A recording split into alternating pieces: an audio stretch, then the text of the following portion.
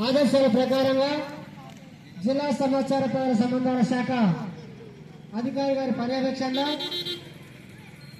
తెలంగాణ సాంస్కృతిక సారథి సూర్యాపేట జిల్లా పల్లెల లక్ష్మణ్ కళాబృందం చేత డ్రగ్స్ గంజాయి పరిసరాల పరిశుభ్రత ప్రభుత్వ సంక్షేమ కార్యక్రమాలపైన అవగాహన కార్యక్రమం నిర్వహించడం జరుగుతూ ఉంది కాబట్టి ఈ కార్యక్రమంలో భాగంగా మీ ముందు ఒక పాట.